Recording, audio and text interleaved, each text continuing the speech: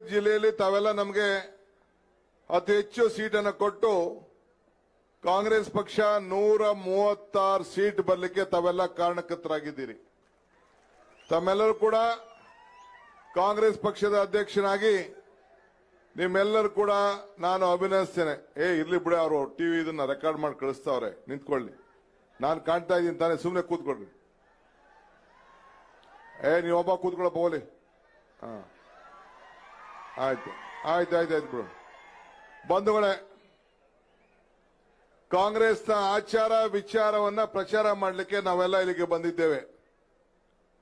ಇವತ್ತು ಯಾದಗಿರಿಗೆ ಬಹಳ ಸುದಿನ. ಎಐಸಿಸಿ ಅಧ್ಯಕ್ಷ ಅಂತ ಖರ್ಗೆ ಸಾಹೇಬರು, ಮುಖ್ಯಮಂತ್ರಿಗಳು, ನಾನು ಮತ್ತು ಎಲ್ಲ ನಮ್ಮ ಹಿರಿಯ ನಾಯಕರುಗಳೆಲ್ಲ ಇವತ್ತು ನಿಮ್ಮ ಮುಂದೆ ಬಂದಿದ್ದೇವೆ. ಇವತ್ತು ಪಾರ್ಲಿಮೆಂಟ್ ಎಲೆಕ್ಷನ್ ಬಂದಿದೆ. ಇದೇ ಒಂದು ವರ್ಷದಿಂದ ಅಸೆಂಬ್ಲಿ ಎಲೆಕ್ಷನ್ ಬಂದಿತ್ತು. ನೀವೆಲ್ಲ ನಮ್ಮ ಮೇಲೆ ವಿಶ್ವಾಸವಿಟ್ಟು ನಂಬಿಕೆ ಇಟ್ಟು ನಮಗೊಂದು ಶಕ್ತಿ ಕೊಟ್ರಿ. ಪ್ರಜಾಧ್ವನಿ ಯಾತ್ರೆ ಮಾಡ್ದೋ. ರಾಹುಲ್ ಗಾಂಧಿ ಅವರು ಈ ದೇಶದ ಒಗ್ಗಟ್ಟು ಮಾಡಬೇಕು ಅಂತೇಳಿ ಭಾರತ್ ಜೋಡೋ ಯಾತ್ರೆಯನ್ನ ಕಾಶ್ಮೀರಿಂದ ಕನ್ಯಾಕುಮಾರಿಯಿಂದ ಕಾಶ್ಮೀರವರೆಗೂ ನಡೆದ್ರು. ಈಗ ಮತ್ತೆ ಒಂದು ಭಾರತ್ ಜೋಡೋ ನ್ಯಾಯ ಯಾತ್ರೆ ಅಂತ ಹೇಳಿ ಮಣಿಪುರದಿಂದ ಮುಂಬೈವರೆಗೂ ಕೂಡ ಮಾಡಿದ್ದನ್ನ ತಾವೆಲ್ಲ ನೋಡಿದ್ದೀರಿ. ಕಾರಣ ಏನಕ್ಕೆ ಅಂದ್ರೆ ಈ ನಿರುದ್ಯೋಗ, ಭಾರತದಲ್ಲಿರುವಂತಹ ವೈಷಮ್ಯ, ದ್ವೇಷ ಇವೆಲ್ಲ ದೂರ ಮಾಡಬೇಕು, ಜನರನ್ನ ಒಗ್ಗಟ್ಟಿಂದ ಇಡಬೇಕು. ಬೆಲೆ ಏರಿಕೆಯಿಂದ ಜನ ತತ್ತರಿಸ್ತಾ ಇದ್ದಾರೆ, ಉದ್ಯೋಗ ಸಿಗ್ತಾ ಇಲ್ಲ. ಇದನ್ನ ವಿಚಾರವನ್ನ ತಿಳಿಸಬೇಕು, ಜಾಗೃತರು ಮಾಡಬೇಕು ಅಂತ ಹೇಳಿ ಒಂದು ದೊಡ್ಡ ತೀರ್ಮಾನವನ್ನ ಇಡೀ ರಾಷ್ಟ್ರದಲ್ಲಿ ಇಲ್ಲಿವರೆಗೂ ಯಾವ ನಾಯಕರು ಕೂಡ ಮಾಡಲಿಲ್ಲ ಅಂತ ಒಂದು ದೊಡ್ಡ ಪ್ರಯತ್ನವನ್ನ ಮಾಡಿ ನಮಗೆಲ್ಲ ಒಂದು ಶಕ್ತಿಯನ್ನ ಕೊಟ್ರು. ಅವ್ರು ಎಲ್ಲೆಲ್ಲಿ ಹೆಜ್ಜೆ ಹಾಕಿ ಕಾಲಿಟ್ಟು ಹೋದ್ರೋ ಎಲ್ಲ ಕಡೆನೂ ಕೂಡ ಕಾಂಗ್ರೆಸ್ ಪಕ್ಷ ಚಾಮರಾಜನಗರದ ಹಿಂದೆ ಹಿಡಿದು ಬಳ್ಳಾರಿ ಮುಟ್ಟೋವರೆಗೂ ಎಲ್ಲ ಕಡೆನೂ ಕೂಡ ಕಾಂಗ್ರೆಸ್ ಪಕ್ಷ ಎಲ್ಲ ಸೀಟು ಕೂಡ ಗೆಲ್ತು ಅನ್ನೋದನ್ನ ಹೇಳಲಿಕ್ಕೆ ನನಗೆ ಬಹಳ ಹೆಮ್ಮೆ ಆಗ್ತಾ ಇದೆ. ನಾನು ಯಾಕೆ ಈ ಮಾತು ಹೇಳ್ತಾ ಇದ್ದೀನಿ ಅಂದ್ರೆ, ನಿಮ್ಮೆಲ್ಲರ ಸಹಕಾರ, ನಿಮ್ಮ ನಂಬಿಕೆ ಏನು, ಆ ಮಧ್ಯದಲ್ಲಿ ಜನರು ಏನು ನೋವನ್ನು ಹೇಳ್ಕೊಂಡ್ರಿ ಅದಕ್ಕೆಲ್ಲ ಉತ್ತರವನ್ನು ಕೊಡ್ಲಿಕ್ಕೆ ಪ್ರಯತ್ನವನ್ನು ಮಾಡಿದ್ರು. ನಿಮ್ಮ ಶಾಸಕರು ಹೇಳ್ತಾ ಇದ್ರು, ಕಾಂಗ್ರೆಸ್ ಪಕ್ಷ 5 ಗ್ಯಾರಂಟಿ ಕೊಡ್ತು, 5 ಗ್ಯಾರಂಟಿಗಳನ್ನ ಅನುಷ್ಠಾನಕ್ಕೆ ತಂದು ಅಂತ ಹೇಳಿ. ಇವತ್ತು ಮಲ್ಲಿಕಾರ್ಜುನ್ ಖರ್ಗೆ ಸಾಹೇಬರು ಅಧ್ಯಕ್ಷ ಆದ ಮೇಲೆ ಪ್ರಜಾಧ್ವನಿ ಯಾತ್ರೆಗೆ ನಾವು ಮಹಾತ್ಮ ಗಾಂಧೀಜಿಯವರು ಕಾಂಗ್ರೆಸ್ನ ನಾಯಕತ್ವ ವಹಿಸಿದಂತ ಜಾಗಕ್ಕೆ ಬೆಳಗಾಂಗೆ ಕರ್ಕೊಂಡೋಗಿ ಈ ಗೃಹ ಜ್ಯೋತಿಯನ್ನ ಅವ್ರ ಕೈಲಿ ಉದ್ಘಾಟನೆಯನ್ನ ಮಾಡಿಸ್ತು. ಈ ಗೃಹ ಜ್ಯೋತಿ ಪ್ರತಿಯೊಬ್ಬರು ಕೂಡ 200 ಯೂನಿಟ್ ಉಚಿತವಾಗಿ ವಿದ್ಯುತ್ ಶಕ್ತಿಯನ್ನ ಕೊಡುವಂತ ಕಾರ್ಯಕ್ರಮವನ್ನು ನಾವು ರೂಪಿಸ್ತೋ. ನಾನು ನಿಮ್ಗೆಲ್ಲರೂ ಕೂಡ ಒಂದು ಪ್ರಶ್ನೆ ಕೇಳಲಿಕ್ಕೆ ನಾನು ಬಯಸ್ತೇನೆ. ಈಗ ಬಿಜೆಪಿಯವರು ಅಧಿಕಾರದಲ್ಲಿ ಹಿಂದೆ ಇದ್ರು, ಅನೇಕ ಭರವಸೆಗಳನ್ನು ಕೊಟ್ಟರು.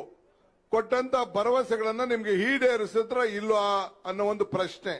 ಈಗ ತಾನೇ ನಾವು ಪಕ್ಕದ ಕ್ಷೇತ್ರದಲ್ಲಿ ರಾಜಾ ವೆಂಕಟಪ್ಪ ನಾಯಕರವರ ಕ್ಷೇತ್ರದಲ್ಲಿ ಹೋಗಿದ್ದು. ನಾವು ಅವರ ಮಗ ನಿಂತಿದ್ದಾರೆ ಈಗ.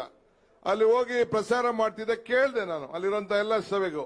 ಆಯ್ತಪ್ಪ, ಮಾತು ಕೊಟ್ಟಿದ್ರು, ನಿಮ್ಗೆಲ್ಲ ಜನಧನ್ ಅಕೌಂಟ್ ಓಪನ್ ಮಾಡಿಸಿದ್ರು. ಓಪನ್ ಅಕೌಂಟ್ ಆದ್ಮೇಲೆ ವಿದೇಶದಿಂದ ಹಣ ತರ್ತೀವಿ ಅಂತ ಹೇಳಿದ್ರು. 15 ಲಕ್ಷ ರೂಪಾಯಿ ಅಕೌಂಟ್ ಬಂತ ಅಂತ ಕೇಳಿದೆ ನಾನು. ಎಲ್ಲರೂ ಕೂಡ ಯಾರು ಒಬ್ರು ಕೂಡ ಬರಲಿಲ್ಲ ಅಂತ ಹೇಳ್ತಿದ್ರು.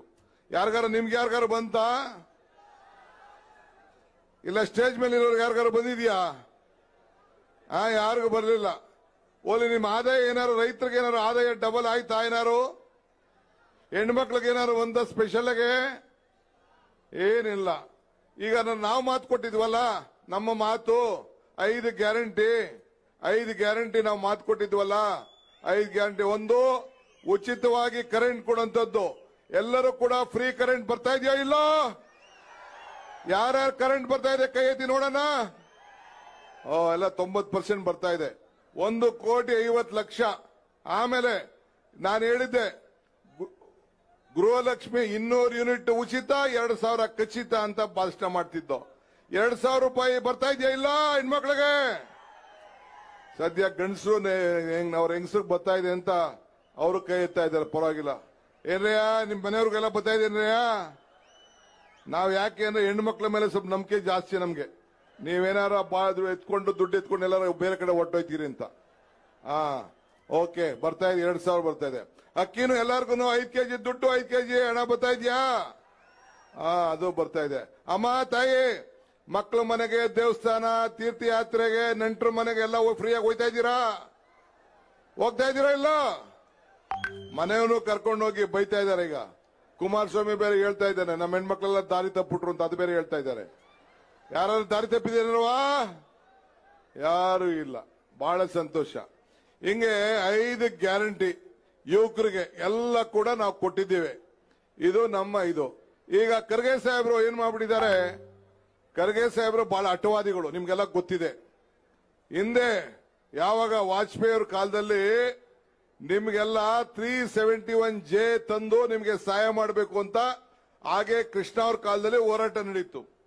ಆಗ ಅದ್ವಾನಿ ಅವ್ರು ಹೇಳಿದ್ರು, ಇಲ್ಲ ನಮ್ ಕೈಲಿ ಕೊಡೋಕ್ ಆಗೋದಿಲ್ಲ ಅಂತ ಹೇಳ್ಬಿಟ್ರು. ಆಮೇಲೆ ಖರ್ಗೆ ಸಾಹೇಬರು ಡೆಲ್ಲಿಗೆ ಹೋದ್ರು.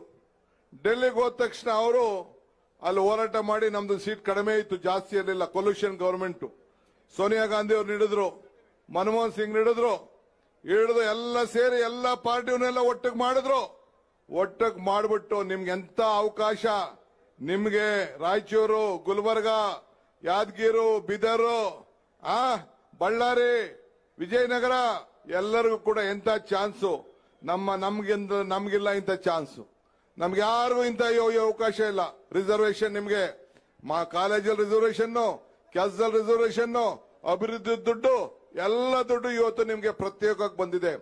ಒಂದು ಸಂವಿಧಾನವನ್ನ ಬಾಬಾ ಸಾಹೇಬ್ ಅಂಬೇಡ್ಕರ್ ಅವರು ಸಂವಿಧಾನವನ್ನ ಕೊಟ್ಟ ಮೇಲೆ ಮತ್ತೊಂದು ತಿದ್ದುಪಡಿ ಮಾಡಿ 371J ತಿದ್ದುಪಡಿ ಮಾಡಿ ನಿಮ್ಗೆ ವರವನ್ನ ಕೊಟ್ಟು ಇವತ್ತು ಮಲ್ಲಿಕಾರ್ಜುನ್ ಖರ್ಗೆ ಅವರು ಇತಿಹಾಸ ಪುಟಕ್ಕೆ ಸೇರಿದ್ದಾರೆ. ಆ ಭಾಗ್ಯ ನಿಮ್ದು ಅನ್ನೋದನ್ನ ಈ ಸಂದರ್ಭದಲ್ಲಿ ಹೇಳಲಿಕ್ಕೆ ನಾನು ಬಯಸ್ತಾ ಇದ್ದೇನೆ. ಇದಕ್ಕೆ ನೀವು ಋಣ ತೀರಿಸಬೇಕೋ ಇಲ್ಲೋ? ಋಣ ತೀರಿಸಬೇಕೋ ಇಲ್ಲೋ? ಇದು ಬಿಜೆಪಿ ಅವ್ರಿಗೂ ಅನುಕೂಲ ಆಗ್ತಾ ಇದೆ ತಾನೆ? ದಳಕ್ಕೆ ಅನುಕೂಲ ಆಗ್ತಾ ಇದೆ ತಾನೆ? ಕಾಂಗ್ರೆಸ್ ಅವ್ರಿಗೂ ಅನುಕೂಲ ಆಗ್ತಾ ಇದ್ದಾನೆ? ಜಾತಿ ಮೇಲೆ ಕಾರ್ಯಕ್ರಮ ಮಾಡಿದೀವಾ? ಧರ್ಮದ ಮೇಲೆ ಕಾರ್ಯಕ್ರಮ ಮಾಡಿದೀವಾ? ಎಲ್ಲ ಈ ಒಂದು ಕಲ್ಯಾಣ ಕರ್ನಾಟಕದಲ್ಲಿ ಯಾರು ನೀವು ವಾಸವಾಗಿದ್ದೀರಿ, ಯಾರು ಇಲ್ಲಿ ಉದ್ಯೋಗವನ್ನು ನಡೆಸ್ತಾ ಇದ್ದೀರಿ, ಯಾರು ಇಲ್ಲಿ ಇದ್ದೀರಿ, ನಿಮ್ಮೆಲ್ಲರೂ ಕೂಡ ಇವತ್ತು ಅನುಕೂಲ ಆಗ್ತಾ ಇದೆ. ಇವತ್ತು ನಮ್ಗೊಂದು ಶಕ್ತಿ ಬಂದಿದೆ. ಒಳ್ಳೆ ಜನ ಕೂಡ ಹೊರಗಡೆನೂ ಕೂಡ ಇನ್ನೂ ಬಹಳ ಜನ ಇದ್ದಾರೆ. ಇವತ್ತು ನಾನು ಎಲೆಕ್ಷನ್ ಟೈಮಲ್ಲಿ ಮಧ್ಯ ಇಲ್ಲೆಲ್ಲ ಬಂದಿದ್ದೆ. ಈಗ ಭಾಗದಲ್ಲಿ ಬಂದಾಗ ಒಂದು ಮಾತು ಹೇಳಿದ್ದೆ. ಏನ್ ಹೇಳಿದ್ದೆ? ಕಮಲ ಕೆರೆಯಲ್ಲಿದ್ದರೆ ಚಂದ, ತೆನೆ ಹೊಲದಲ್ಲಿದ್ದರೆ ಚಂದ, ಈ ದಾನ ಧರ್ಮ ಮಾಡುವ ಕೈ ಅಧಿಕಾರದಲ್ಲಿದ್ರೆ ಮಾತ್ರ ಚಂದ ಅಂತ ಹೇಳಿದೆ. ಈ ಅಧಿಕಾರ, ಈ ಕೈ ಅಧಿಕಾರ ಇದ್ದಕ್ಕೇನಾಯ್ತು? 5 ಗ್ಯಾರಂಟಿಗಳನ್ನ ಮೊದಲನೇ ದಿನ ಮುಖ್ಯಮಂತ್ರಿಗಳ ಅಧ್ಯಕ್ಷತೆಯಲ್ಲಿ ಕ್ಯಾಬಿನೆಟ್ ನಲ್ಲಿ ಮೊದಲನೇ ದಿನ ಹೋಗಿ ಈ 5 ಗ್ಯಾರಂಟಿಗಳನ್ನ ಇಂಪ್ಲಿಮೆಂಟ್ ಮಾಡಿ ನಿಮ್ಮ ಅಕೌಂಟ್ಗೆ ದುಡ್ಡು ಹಾಕ್ಸ್ಬೇಕು ಅಂತ ತೀರ್ಮಾನ ಮಾಡಿ ಇವತ್ತು ನಾನು, ಖರ್ಗೆ ಸಾಹೇಬ್ರು, ಸಿದ್ದರಾಮಯ್ಯನವರು ನಿಮ್ ಮುಂದೆ ನಿಂತಿದ್ದೇವೆ. ಇವತ್ತು ಈಗ ನಮ್ಮ ದರ್ಶನಾಪುರ ಸಾಹೇಬ್ರಿದ್ದಾರೆ, ನಿಮ್ ಭಾಗದ ಮಂತ್ರಿಗಳು. ಅವ್ರು ಹೇಳಿದ್ರು, ಲೆಕ್ಕ ಕೇಳ್ತಾ ಇದಾರೆ ನನಗೆ, ಪ್ರತಿ ತಿಂಗಳು ಕೇಳ್ತಾ ಇದಾರೆ, ಅಕೌಂಟ್ಗೆ ದುಡ್ಡು ಹೋಯ್ತಾ ಇಲ್ಲೋ ಅಂತ ಅನ್ಬಿಟ್ಟು. ಇವತ್ತು ಬೆಳಗ್ಗೆ ಕೇಳಿದ್ರು, ಏನೋ ಇನ್ನ 2,000 ರೂಪಾಯಿ ಈ ತಿಂಗಳದು ಹಾಕ್ತಾ ಇದೀರಂತ. ಈ ತಿಂಗಳದು ಹಾಕ್ತಿರ್ಗೆಲ್ಲ ಬಂದೇ ಬಂದ್ಬಿಡ್ತದೆ ಅಂತ ಅಶ್ಯೂರೆನ್ಸ್ ಬೇರೆ ಮಾಡಿದ್ದೀನಿ. ಸಿದ್ದರಾಮಯ್ಯನವರು ಆದೇಶ ಕೊಟ್ಟಿದ್ದಾರೆ, ತಲೆ ಕೆಡ್ಸ್ಕೋಬೇಡಿ. ಯಾವ ಕಾರಣಕ್ಕೂ ಆ ಯಡಿಯೂರಪ್ಪನ ಮಗ ನಮ್ಮ ವಿಜೇಂದ್ರ ಅಂತ ಅನ್ಬಿಟ್ಟು ಹೊಸದಾಗಿ MLA ಆಗಿ ಅಧ್ಯಕ್ಷ ಆಗ್ಬಿಟ್ಟು ಆತ ಹೇಳ್ತಾ ಇದ್ದಾನೆ, ಅಧಿಕಾರಕ್ಕೆ ಬಂದ್ರೆ ನಾವು ಈ ಒಂದು ಗ್ಯಾರಂಟಿನ ನಿಲ್ಸ್ಬಿಡ್ತೀವಿ, ಇದು ತಾತ್ಕಾಲಿಕ ಅಂತ. ವಿಜೇಂದ್ರ, ನೀನ್ ಹಣೆಲೂ ಬರ್ದಿಲ್ಲಪ್ಪ. ಈಗೆಲ್ಲ ಈ ಸರ್ಕಾರ 5 ವರ್ಷದ ಸರ್ಕಾರ ಅಲ್ಲ, ಇನ್ನ 5 ವರ್ಷ, ಇನ್ನ 9 ವರ್ಷ ಇದೇ ಸರ್ಕಾರ, ನಿಮ್ ಸರ್ಕಾರ ಇರ್ತದೆ. ಯಾವ ಕಾರಣಕ್ಕೂ ಚಿಂತೆ ಮಾಡಕ್ ಹೋಗ್ಬೇಡಿ. ಈಗ ಅಲ್ಲದೆ ಖರ್ಗೆ ಸಾಹೇಬ್ರು, ರಾಹುಲ್ ಗಾಂಧಿ ಅವರು ತೀರ್ಮಾನ ಮಾಡಿಬಿಟ್ಟಿದ್ದಾರೆ. DK ಸಿದ್ದರಾಮಯ್ಯ ಇಬ್ರು ಸೈನ್ ಹಾಕ್ಬಿಟ್ರು ಅಂತೇಳಿ ಅವರು ನಿಮ್ಮ ಮೇಲೆ ಭರವಸೆ ಇಟ್ಟು ಈ ದೇಶದ ಜನ ಬಿಟ್ಟು ಅವರು ಒಂದು ಸೈನ್ ಹಾಕಿ ಕೊಟ್ಟಿದ್ದಾರೆ. ಇಲ್ಲಿ ಗ್ಯಾರಂಟಿ ಕಾರ್ಡು. ಏನ್ ಗ್ಯಾರಂಟಿ ಅಮ್ಮ?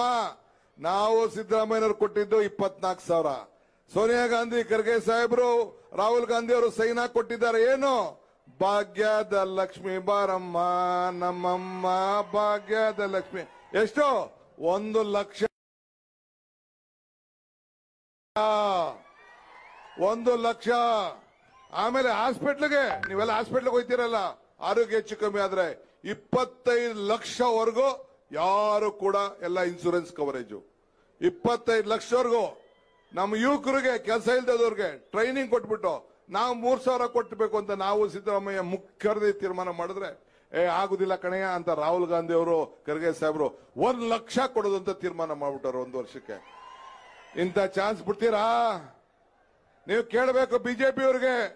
ಬರೀ ಪುಟ್ಟಿ ಖಾಲಿ ಮಾತು, ಬರೀ ಖಾಲಿ ಮಾತು, ಬರೀ ಖಾಲಿ ಮಾತು, ಬರೀ ಟಿಂಗ್ ಟಿಂಗ್ ಟಿಂಗ್ ಟಿಂಗ್ ಟಿಂಗ್ ಅಂತ ಇದನ್ನ ಬುಡ್ಬುಡ್ ಕೇಳಾಡ್ತಾರಲ್ಲ. ಬರೀ ಪುಟ್ಟಿ ಬೇವಿನ ಸೊಪ್ಪು ನಂದೇ ಬೆಳಗೋ ಪೂಜಾರಿ ಅಂತ ನಮ್ ಕಡೆ ಬರ್ತಾರೆ, ಖಾಲಿ ಮಂತ್ರದ ಹೊಡ್ಕೊಂಡು ಹಂಗ ಹೊಡ್ಕೊಂಡು ಬರ್ತಾ ಇದಾರೆ. ನಾನ್ ಹೆಚ್ಚಿಗೆ ಮಾತಾಡಕ್ ಹೋಗುದಿಲ್ಲ. ಇನ್ನ ಜೀವರ್ಗಿಗೆ ಹೋಗ್ಬೇಕು ನಾವೆಲ್ಲ.